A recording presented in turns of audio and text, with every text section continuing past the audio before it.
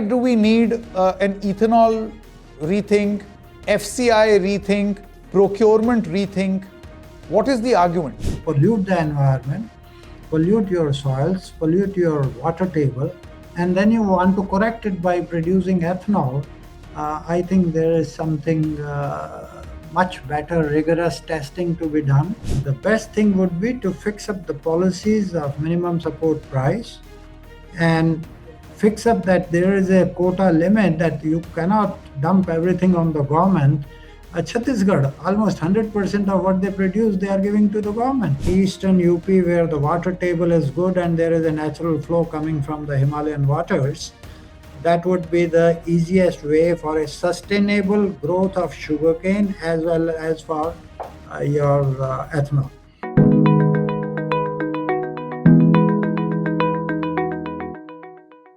Hello and welcome. You're watching me, Sanket Upadhyay, on TheFederal. The show is called AI with Sanket. This is the AI of news because news in India today requires not artificial but analytical intelligence. There is a lot of talk about ethanol, but there is an agricultural perspective also to this conversation. You see, how is ethanol made? Among other things, rice. Now, what is our rice policy? In a country where, in any case, you hear news of many areas where water level is going down, to prioritize rice, which requires lots and lots of water. So is that a fair ask? Now, I can understand that for eating, for your needs, dietary needs, something needs to be done. But to divert it to ethanol and put further strain on India's resources, is that a wise thing to do? So is there a strong need for a rice reform or rationalizing rice policy? We have with us Professor Ashok Gulati, who wrote a fantastic piece on this. Professor Gulati, thank you very much for giving us time. I just want to know from you if you could put things in perspective. When you say we need to rationalize rice policies, what does that mean? Why do we need an ethanol rethink, FCI rethink, procurement rethink? What is the argument? Well, thanks for having me on your show. Clearly, rice is our first prime crop for consumption by humans. And we are producing 154 million tons of rice in 25-26 from about 53 million hectares. We are number one in the world today. We are number one exporter in the world today. And we are distributing even free rice, 5 kg to 800 million people. And now we have started putting rice into ethanol because so much accumulation of rice has taken place in the country that as on 1st of April 2026, FCI, Food Corporation of India, was keeping 5 times the stocks compared to the buffer stock norm that they had to keep for feeding the public distribution system. So the carrying cost itself is about 5,900 rupees per ton. And that runs into thousands of crores. When you multiply that, the extra excessive rice, our stocks are overflowing. So government thought, let's try to liquidate this. And they are starting with broken rice or somewhat called damaged rice. My concern is twofold. Why are we producing so much rice? Because you are undermining the groundwater. You are giving huge subsidies on power, almost free power in states like Punjab, Haryana. And the water table is going down by more than 1.5 feet every year in this belt. And then some states are giving bonuses on top of MSP. Chhattisgarh leads the way, and there are years in Chhattisgarh when the procurement of paddy is equivalent to the production of paddy in the state. There is something fishy going on. So on one side, the food subsidy bill because all this comes under the food subsidy, and that is supposed to be for the most vulnerable people. But now we are subsidizing rice. The economic cost of FCI is 44 rupees per kg, and we are giving it to ethanol plants, saying that it is broken at 23 rupees per kg. Now, who is subsidizing whom? The car owners and car drivers are being subsidized by my tax money, or is it the vulnerable section of population for which my tax money was being used? So that's the concern. So there is an environmental concern because of the damage you are doing to the groundwater, to the soils, to the greenhouse gas emissions when you produce rice. There is a lot of methane and nitrous oxide that is emitted in the. So we need to see that what is the net energy balance. Are we in negative or are we in positive? First, you pollute the environment, pollute your soils, pollute your water table, and then you want to correct it by producing ethanol. I think there is something much better, rigorous testing to be done and communicated to the country, whether it is a net negative energy balance in producing ethanol or is it positive. I'm not against the ethanol policy per se, let me make it very clear. But if you look globally, let's start with who are the biggest players in this. Biggest player is US. Out of about 30-35 billion liters of or gallons of ethanol that is being produced globally, more than half is being produced by US, and it is all primarily from corn. And they don't irrigate corn like we do. Less than 20% of their corn is irrigated. It's rain fed basically. Same thing is in Brazil, which is number two. And they produce it from sugarcane, which is largely rain fed. But we are using now, I didn't have any problem if you are using corn, but sugarcane, particularly in the Maharashtra belt, which is so short of water, if you are producing sugarcane there, which is 100% irrigated, then you are putting a lot of pressure on the water table in Maharashtra and depriving other crops to get that irrigation. And now, if you are using rice, which is if it is being produced from Punjab, Haryana belt, it's a disaster in terms of natural resource endowment. So it is from that angle that I had written this piece, that please try to ensure that there is a balance in terms of how much energy you are using and how much of natural resource endowment you are damaging by producing rice, and then you are trying to correct the same imbalance by putting into ethanol. So I think more rigorous testing needs to be done. This is besides the part of whether 20% blending is harmful for the vehicles or not. That's a separate story altogether. I'm looking from the agriculture lens. No, absolutely, Professor Gulati. And I'm going to restrict my questions to you from the agricultural prism only. What E20 does to the vehicle, that is not the topic of discussion here. I agree with you. We'll come to the solutions that you are also suggesting, because if you suggest that there should be a rationalization of the rice policy or a change in the rice policy, what should that change be? We will come on that reform agenda also in just a short moment. But Professor Gulati, don't you think that what is being attempted right now is to first create a problem and then look for a problematic solution to fix that original problem? So first produce extra rice, subsidize that production of extra rice, deplete the water level, and then complain, oh, that rice was going waste, so that is why we decided to make ethanol. See, we did such justice that there was no wastage. No, that's exactly the point that we are making, that you are not fixing the real root causes of this huge surpluses that have been generated, because these are not generated because of your efficiency in production. These surpluses are created massive subsidies on power and fertilizers that you are giving. For example, one of our reports at ICRIA we looked at 23-24 data.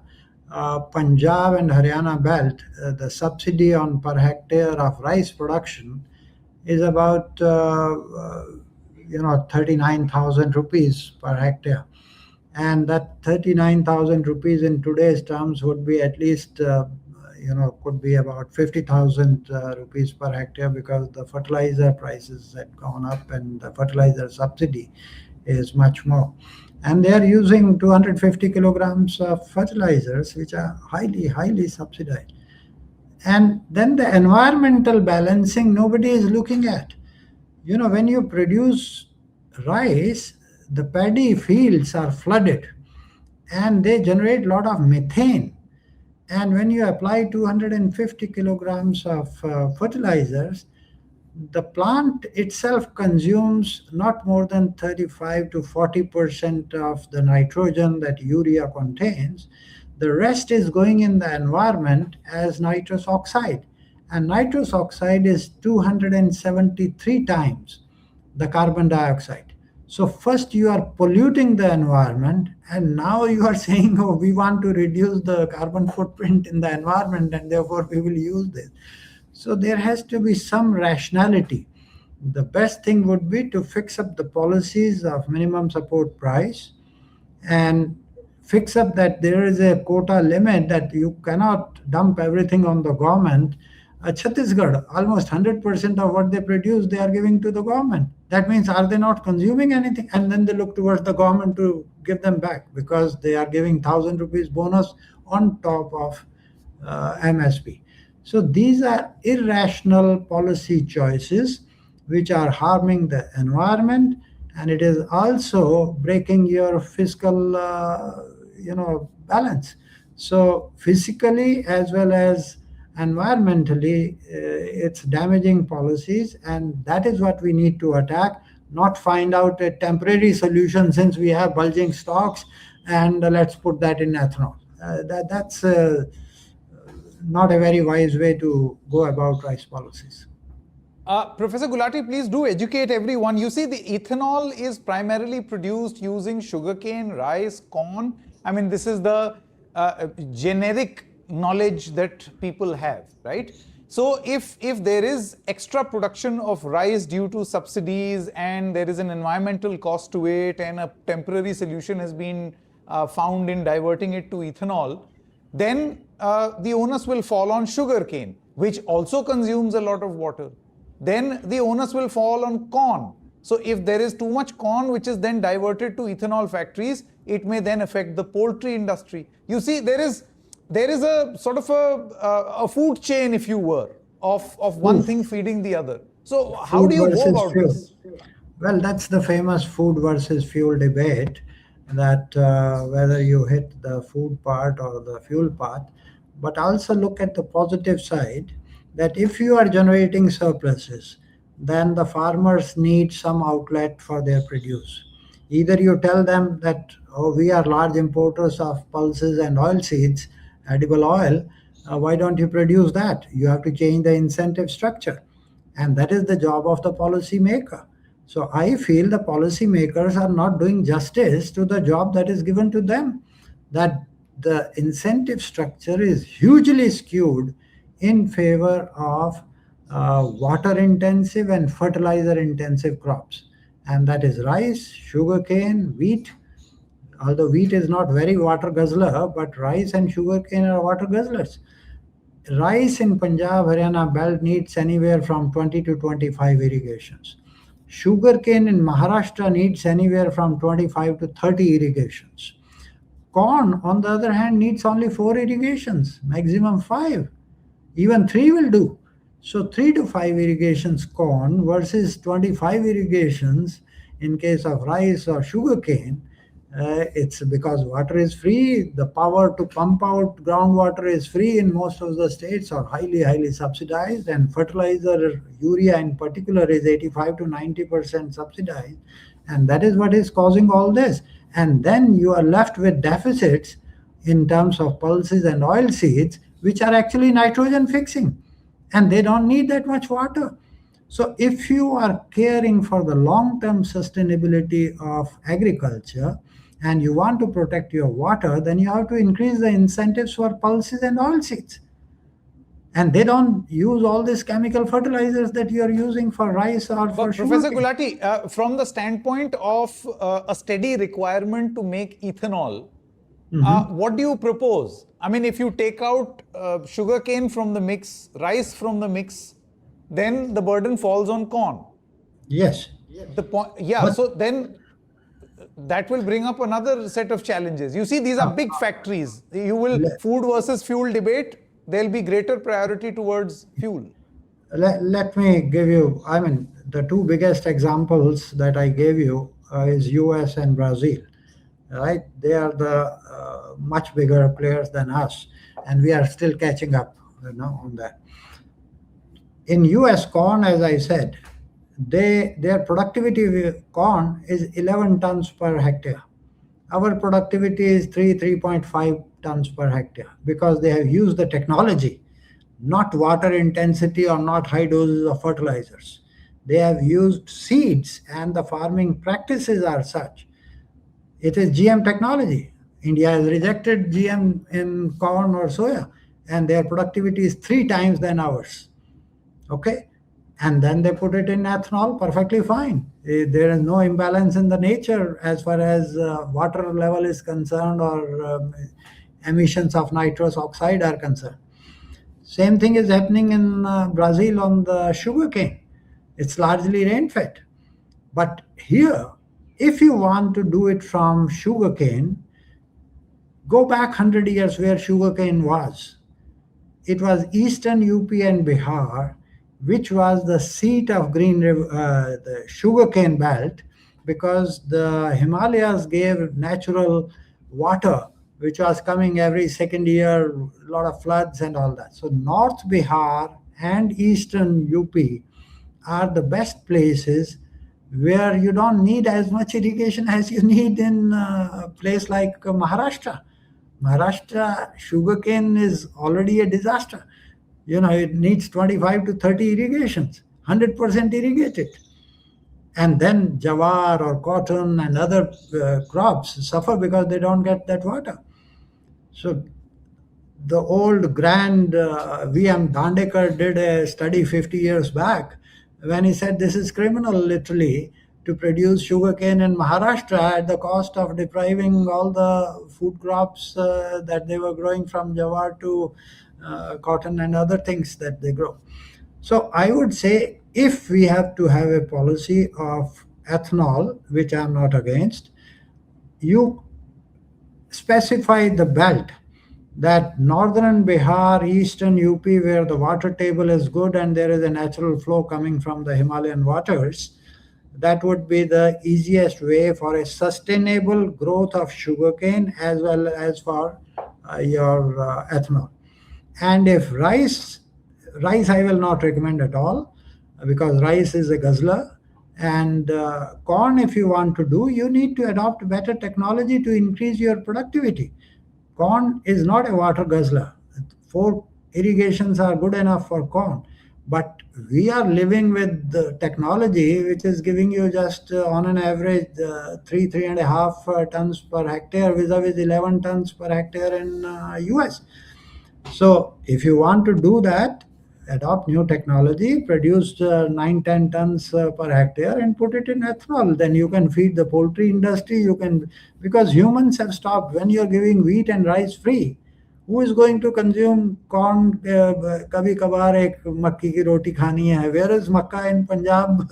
And who is taking makke ki roti? Very, very few. Only in the winter as a delicacy. I agree with your point that you're making. But Professor Gulati, now we come to the last part. You see, these are discussions that we have had related to the problem. Now, when you suggest that ethanol is here to stay, ethanol-based fuel is here to stay, flex fuel is here to stay, so it would need steady ethanol. Now, what should that source of ethanol be? If I may ask you, right now, is a bulk of that coming from rice and sugarcane, or what is the proportion? It's the sugarcane and corn. Rice, last year they put in about 5 million tons into ethanol. And whether that is going to be a permanent policy, I'm not sure. But our main sources have been sugarcane. Now they are forcing the industry because they have to liquidate those stocks. I was told by the industry people that they are forcing us to take 40% uh, ethanol to be produced from broken rice to be received only from FCI. So FCI will get. That's where another thing comes. The cost of rice to FCI, economic cost, what we call the procurement, the stocking, distribution, is 44 rupees a kg today. And that fair average quality rice, which allows 25% broken rice, right? 44 rupees rice, you want to sell it at 23 rupees to the ethanol plants. And that difference will be put under food subsidy in the name of food subsidy to the vulnerable people. Now, the argument that the government will give, oh, this is broken rice, but you had allowed 25% broken in the fair average quality, and you are procuring, and the cost of that procurement of rice is 44 rupees, and then you are distributing under PDS free. So whether you have 25% broken or 10% broken in the PDS, it doesn't matter much. It's a huge fiscal cost that you are incurring. But the choice is, if you carry excess stocks, then there is a cost. And if you liquidate, you have to liquidate at a much, much lower price. So there is a fiscal cost. That's why, as a taxpayer, you and me should be asking some rationalization in these rice policies. Why are we permanently producing so much rice? And that incentive structure needs to change. You need to create better incentives for pulses and oilseeds so that in relative terms, paddy does not score over pulses or oilseeds. They are more healthy, Any, pulses yeah, are more Professor Gulati, nutritious. any elaborate suggestions or solutions that you have to, this over dependence on rice, and also Yes, acceptability. The problem is the moment this change will happen, there will be a pushback. yes. But you can say that those states which are giving bonus, they should be encouraged to give direct input support as a general income support to the farmers rather than a particular crop price support. Shift from price support to income support. That will be less distorting. Then the farmer will choose whether he wants to grow paddy or he wants to grow pulses, because the same support is available for pulses as well as for paddy. So fix that. Second, those states which are procuring more than, say, 40% of their production. Chhattisgarh, I gave you the example, almost 100% of their production is procured by the government. That should not be allowed, and FCI should simply say that state has to deal itself. We are not at all responsible for those stocks. So if you put this condition, one positive and one a little bit push, then hopefully the things will start changing on the MSP front.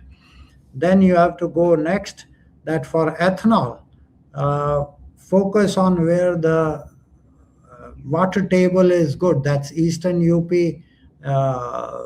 North Bihar, parts of West Bengal, and even further down to Assam. And you start procuring from there whatever you need to. I would declare this entire belt literally a sugarcane belt, because sugarcane is the best suited for making ethanol rather than corn or even rice. So you can go for that. And that will create prosperity in the rural areas. And if Bihar chief minister listens and has some strategic thinking, then he should convert entire North Bihar into a sugarcane belt for ethanol as well as for exports of sugar. Because nature has endowed them with natural water that is coming from the Himalayas, and how to convert that water into gold is through ethanol making. So that's what they should be doing. But it has to be a strategic thinking. Bihar and eastern parts of UP And you go all the way up to Assam, which are every second year there is a flooding going on, and convert that water into gold for prosperity of the farmers, as well as the demand for ethanol can be even more if you are going for E100. All right, Professor Gulati, always a pleasure and extremely educational experience to talk to you. Thank you very much, sir, for your time. Thank you for having me on your show. Pleasure.